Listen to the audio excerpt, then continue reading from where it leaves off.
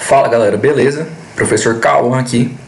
E vamos para nossa aula de física com o tema aí de leis da termodinâmica. Essa é uma aula do segundo ano, nosso conteúdo do segundo ano aí.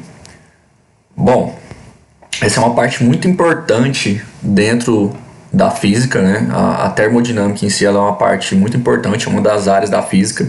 E a gente já vem estudando alguns conceitos básicos da termodinâmica aí ao longo do nosso semestre. E agora a gente vai entrar especificamente nas leis da termodinâmica. Bom, só para relembrar aí o que a gente viu na última aula, a gente falou principalmente sobre a lei geral dos gases ideais, certo?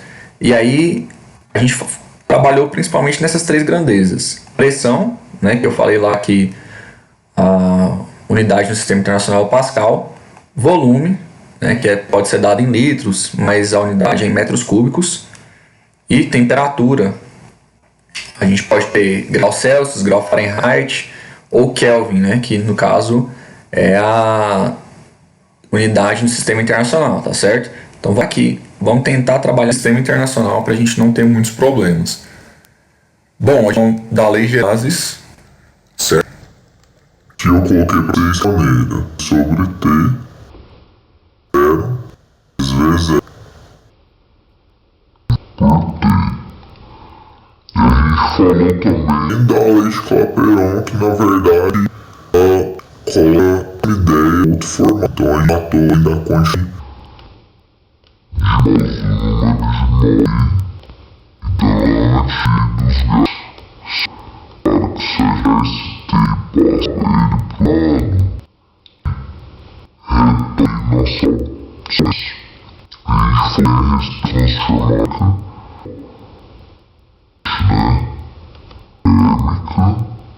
rígido constante, e a isocônica, ou isométrica, ou isovolumétrica, né?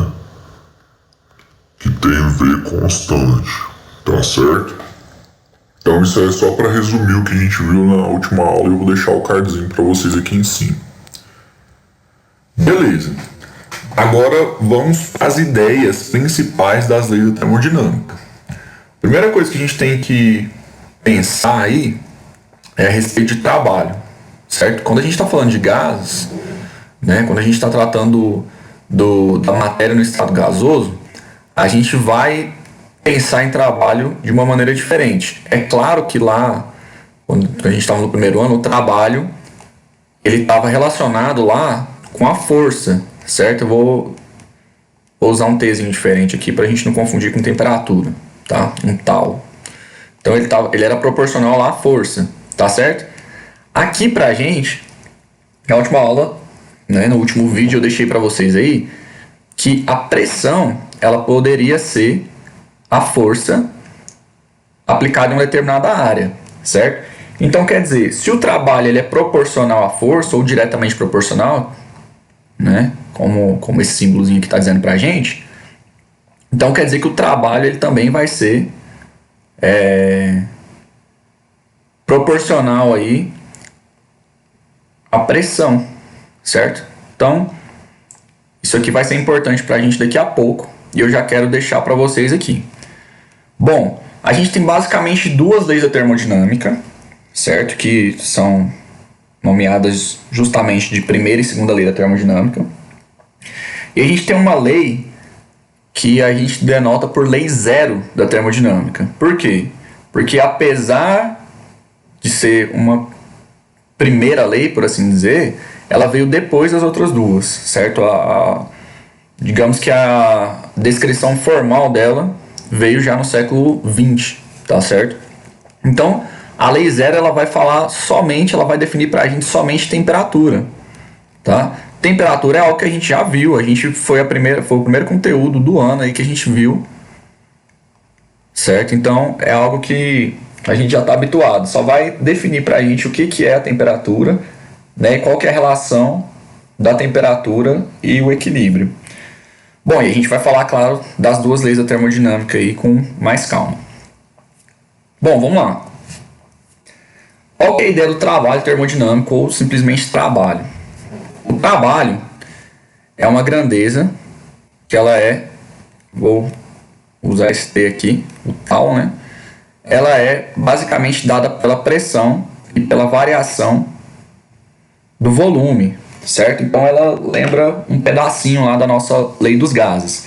Então a gente pode pensar o seguinte: quando a gente tem um gás confinado, ou seja, ele está em um lugar que ele não pode sair, a gente pode executar trabalho sobre esse gás. Como assim? Isso aqui a gente poderia pensar que é um sistema fechadinho aqui, né? Que alguém vai precisar executar alguma coisa sobre ele, mas ele é um sistema que não tem perca aqui, tá certo? Então a gente costuma chamar esse cara aqui de êmbolo, tá? Ele parece um pistão. Opa, é êmbolo, não é êmbolo. Ele parece um pistão aí, tá? Mas só pra gente ter ideia de como funciona. É como se a gente pegasse uma seringa, né, de injeção e tampasse o bico dela e apertasse em cima. Aí o gás ele tá preso ali dentro e ele vai comprimir. A gente sente que chega uma hora que fica difícil comprimir o gás, né? Então é a mesma ideia, tá? Então a gente pode pensar o seguinte: quando eu diminuo o volume, ó, a gente pode pensar que esse cara aqui é um volume, tá certo? É um volume. E quando eu faço uma determinada pressão aqui, ó, ele tem esse deslocamento aqui, ó. Isso aqui é o quê? Isso aqui é fruto da pressão. Certo? Então eu executei uma pressão aí, ela pode ser constante ou não, certo? Ou seja, eu posso manter um valor para a pressão, vamos supor, posso aplicar 10 Pascal continuamente, ou eu posso aplicar 10 e aumentando para 15, para 20, para 25, certo? Então eu vou ter aqui, ó, eu vou colocar aqui volume 1 e volume 2. Ou seja, eu tenho uma variação de volume aí quando eu aplico uma determinada pressão. Certo? E quando isso acontece, a gente vem definir uma grandeza que a gente chama de trabalho, tá certo? Então, isso aqui é o trabalho executado sobre um gás ou por um gás, tá? Então, ó, trabalho. Beleza. Antes lá na mecânica, né? Agora a gente está na termodinâmica, mas lá na mecânica a gente tinha uma relação que dizia que o trabalho era a força vezes o deslocamento, né? Aqui a gente tem basicamente a mesma coisa. Por quê? Porque o êmbolo aí, né, o pistão que está confinando o gás, ele se movimenta, né? Então a gente tem uma força aplicada e tem uma distância que ele se movimenta. Porém, a gente vai observar de maneira diferente para trabalhar com as grandezas principais que a gente tem. A gente pode pensar o seguinte também: se a gente tem um gráfico, se a gente tiver um gráfico que ele dá a pressão e o volume, o que a gente vai ter? A gente vai ter aí, por exemplo, se ela for uma pressão constante, a gente vai ter a ideia que seja constante, né, que isso aqui seja uma linha reta. Vamos supor que a gente tem lá 5 vezes 10 à quinta, e aí aqui está no sistema internacional, tá? Então vamos colocar aqui Pascal, vamos colocar aqui metro cúbico, mas pode ser, se a gente quiser colocar em litros também ou em outra unidade. A ideia é que essa pressão aqui ela é constante e eu tenho uma variação de volume aqui, ó. Por exemplo, eu poderia sair do 2 e ir aqui para o 11, já aproveitando os valores que tem aqui. Bom, se eu quiser o trabalho, eu posso simplesmente vir aqui e calcular essa área, ó. Que beleza. Se eu tiver um gráfico então de pressão e volume, eu posso calcular o trabalho somente utilizando a área sob a reta aí, ou claro, né, se fosse uma curva, a gente poderia dizer que é sob a curva, né, abaixo da curva. Bom, é claro que se eu tiver uma pressão que ela não seja constante, isso aqui vai ser muito mais útil, né? Então, se eu pensar aqui que eu tenho, por exemplo,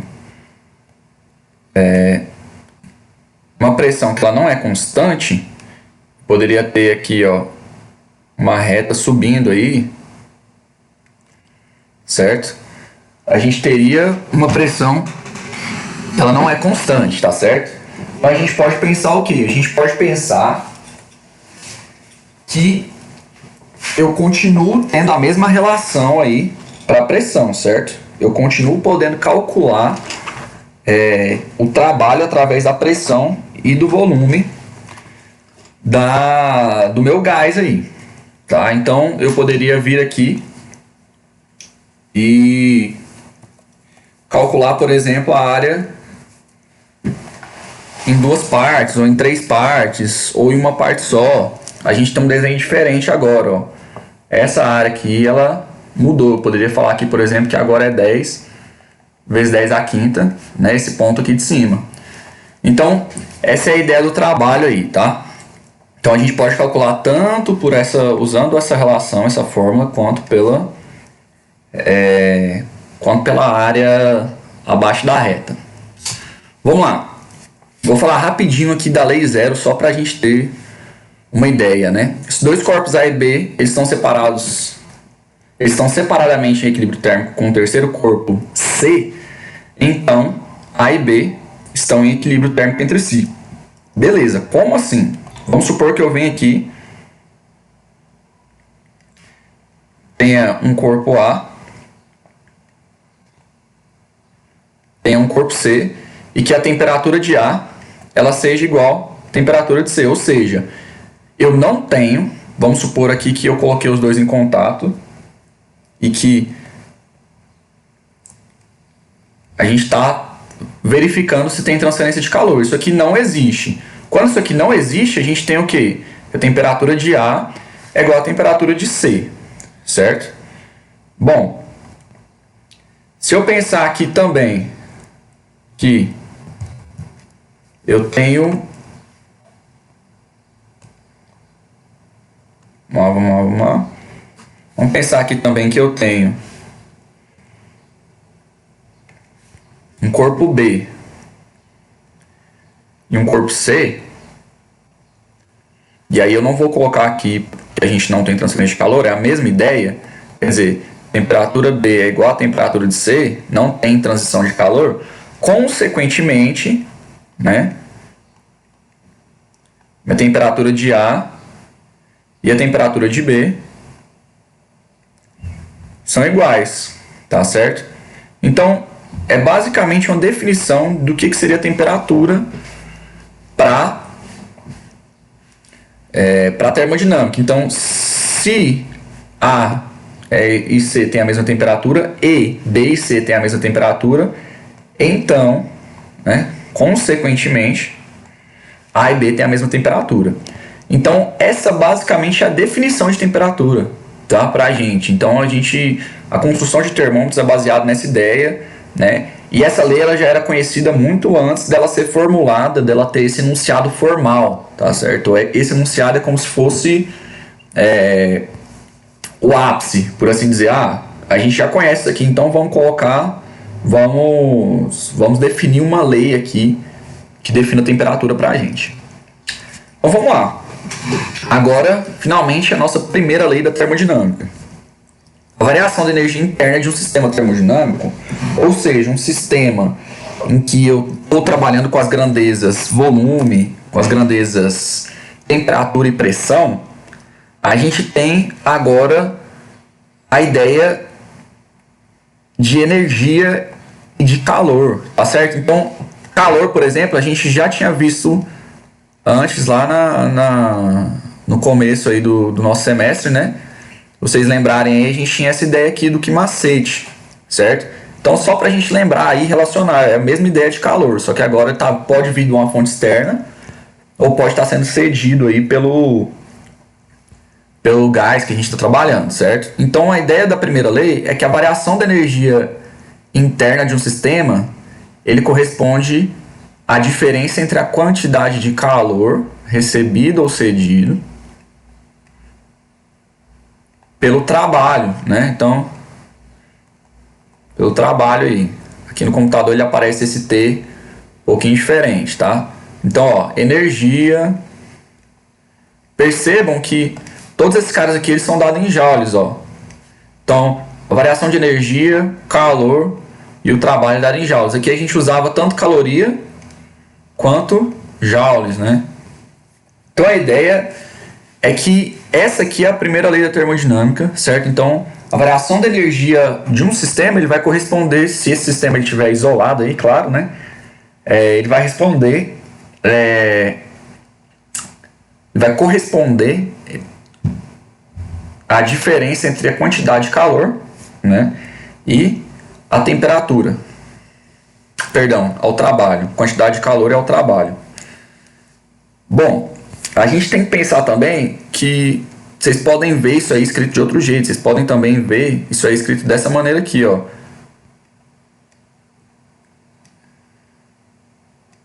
É a mesma coisa que está aqui. A única diferença é que o T foi para lá e alguns lugares vão usar esse E ou esse U para variação de energia, mas é a mesma coisa, a mesma coisinha, tá? Se vocês virem isso aí, não se assustem, tá?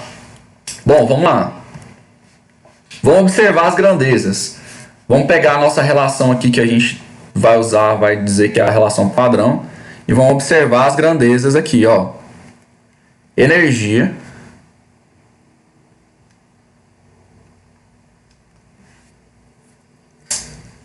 é igual a diferença entre a quantidade de calor e o trabalho. Vamos supor o seguinte: se eu colocar uma quantidade de calor aqui, ou seja, se eu receber, se esse cara aqui ele receber calor, o que vai acontecer? O volume dele vai aumentar. Quando eu aumento o volume, eu estou realizando trabalho no meio externo, certo? Por quê? Porque esse cara aqui ele vai se movimentar para fora. Então a gente pode pensar que se a quantidade de calor for maior que zero, ele está absorvendo, certo? E aí, é claro, que a gente tem um trabalho sendo realizado, né? O trabalho está sendo realizado sob o meio externo. Agora, se a gente pensar na quantidade de calor menor que zero, quer dizer que ele está cedendo aí. E aí, né, a gente pode pensar que o nosso trabalho está sendo realizado sobre o nosso gás, tá? Então fiquem atentos a essas ideias aí, que a gente vai pensar principalmente nessas duas ideias aqui, tá? Então, ó, se esse cara aqui ele for positivo, ou seja, ele for maior que zero, quer dizer o quê? Quer dizer que ele está aumentando a energia interna. Se ele for menor que zero, ele está diminuindo, tá? Ele está diminuindo a energia interna. Bom, então é claro, né? Pensem comigo aí. Se diminuir volume, ou seja, se eu tiver aí um trabalho sendo realizado sobre o nosso gás aqui, ele vai diminuir o volume. E se eu tiver um trabalho sendo realizado pelo gás, ele vai aumentar o volume, ou seja, ele tem que expandir para realizar um trabalho aqui do lado de fora. Certo? Então essas são as ideias principais. É lógico que se for igual a zero aqui, a gente tem que a energia não muda, né? Pode haver... Isso, é claro que pode, né? Se a quantidade de calor ali e o trabalho forem exatamente do mesmo valor, a gente tem essa ideia. Se eu tiver aqui a quantidade de calor, por exemplo, igual a zero, o que quer dizer isso? Quer dizer que o sistema não recebe calor e a gente vai chamar isso de um sistema... Eu vou colocar aqui, ó, quantidade de calor igual a zero. Se vocês virem essa palavra aí, ó, adiabático,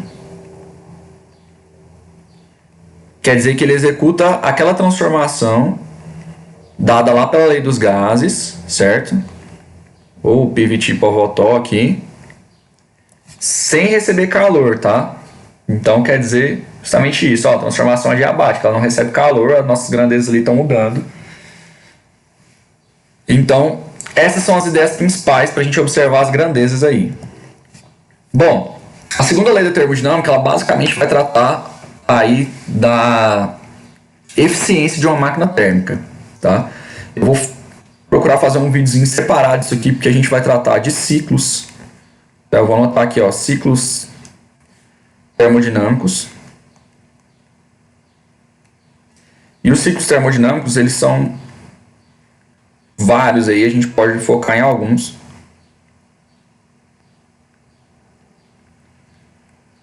Tá certo? E aí, geralmente, a segunda lei ela vai estar mais relacionada com um ciclo que a gente chama de ciclo de Carnot, que eu vou explicar melhor para vocês em um vídeo separado aí, tá? Mas só para vocês entenderem para que serve a segunda lei e como que a gente utiliza ela, a ideia é que nenhuma máquina térmica que ela funcione em ciclos, como assim em ciclos? Que ela aqueça um gás, por exemplo, utilize na máquina térmica e aí a parte da energia que não foi utilizada ela vá para uma fonte fria e aí retorne. Nenhuma máquina que funcione dessa maneira ela é 100% eficiente. No geral, né, ela deixa explícito que não existe máquina térmica que tenha 100% de rendimento, ou seja, a gente sempre vai ter uma perca de energia. Então, qual que é a ideia quando vocês esbarrarem nos exercícios aí, ó? Quantidade de calor da fonte fria, né? Quantidade de calor da fonte fria, quantidade de calor da fonte quente, tá? Temperatura da fonte fria, temperatura da fonte quente. Esses valores, eles sempre são proporcionais. Quando a gente quiser calcular a quantidade de calor ou a temperatura, é só a gente usar essa relação aqui, tá? E quando a gente quiser calcular o rendimento, por exemplo, a gente vai pegar essa relação de baixo aqui. Tá? É claro que a gente pode utilizar, por exemplo, essa relaçãozinha aqui da quantidade de calor e substituir ela aqui, não tem problema, né? Se a gente precisar fazer isso, se o exercício não der. E aí a ideia é que isso aqui ele sempre vai ser menor que 100%. Todas as vezes que a gente calcular isso aqui, ele vai ser menor que 100%, tá? Lógico que aqui vai dar um valor com vírgula, mas a gente pode simplesmente multiplicar aí por 100%, que a gente vai sempre ter um valor menor que isso, tá? Então, qual que seria a ideia? A ideia seria que essa fonte fria aqui, ela teria que ser 0 Kelvin para que a gente tivesse esse cara aqui igual a 1, ó. Ou seja, isso aqui daria 0. A gente teria o rendimento igual a 1, ou seja, igual a 100%. E isso é impossível, tá? A física tem mostrado que é impossível a gente ter uma fonte aí que ela esteja a 0 Kelvin, né? A 0 absoluto. Bom, então vamos pensar aí em um sistema termodinâmico. Vamos resolver um exemplo. O sistema termodinâmico sofre um acréscimo de sua energia interna de 400 joules. Qual a quantidade de calor envolvida quando o sistema realiza um trabalho de 100 joules? Ela é absorvida ou cedida pelo sistema. Bom, beleza. Esse exercício aqui ele é muito parecido com o exercício que eu coloquei para vocês na apostila. E a gente vai usar a primeira lei, né? Então, ó, vamos anotar os nossos dados primeiro. 400 joule é a nossa variação de energia. O nosso trabalho aí, ele é 100 joules. Certo? Bom, ele está perguntando qual que é a quantidade de calor primeiro. Então, vamos lembrar lá que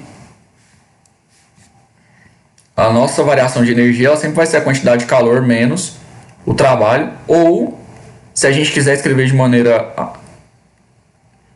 a deixar a quantidade de calor sozinha, a gente vai ter o quê? Energia mais o trabalho, certo? Não é a mesma ideia? É a mesma coisa? Então, a gente pode usar a partir dessa aqui então, que a gente quer a quantidade de trabalho, ó, a gente quer a quantidade de calor.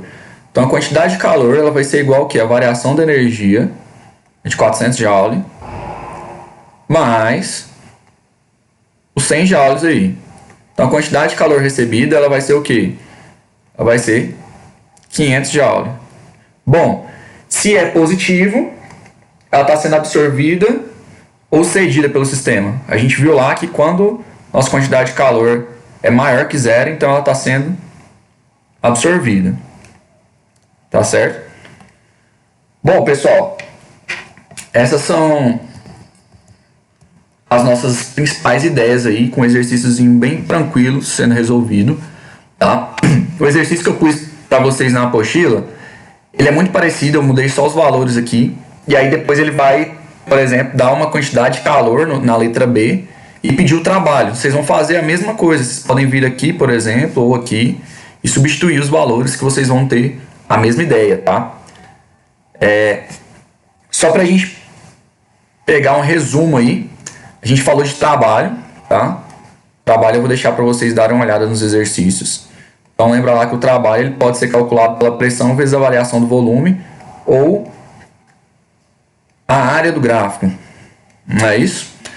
A gente trabalhou da primeira lei, que é basicamente a conservação de energia, né? Uma ideia de conservação, ou justamente a ideia que a gente acabou de resolver no exercício, né? Que é a energia interna. E a segunda lei, que é a eficiência, né, de uma máquina térmica. A gente vai denotar principalmente, a gente vai olhar principalmente para essa equaçãozinha aqui que fala da eficiência da máquina térmica, tá certo? E a conservação de energia eu vou deixar aqui também em resumo para vocês, tá? E um último detalhe, a gente falou aí sobre a lei zero. Vou colocar assim, ó, lei zero, que ela fala sobre o que? Temperatura. Tá certo? Então, essas são as principais ideias da termodinâmica. Basicamente, isso aqui é tudo que vocês precisam para resolver os exercícios. A gente tem todas as equaçõezinhas, tem um exercício resolvido, tá? E aí, eu vou fazer um vídeo separado para falar para vocês a respeito dos ciclos termodinâmicos, porque é uma parte importante, mas para a gente deixar esse vídeo um pouco mais curto, eu preferi resumir, tá certo? Então, pessoal, boa sorte nos exercícios e me procurem nas dúvidas. Até mais!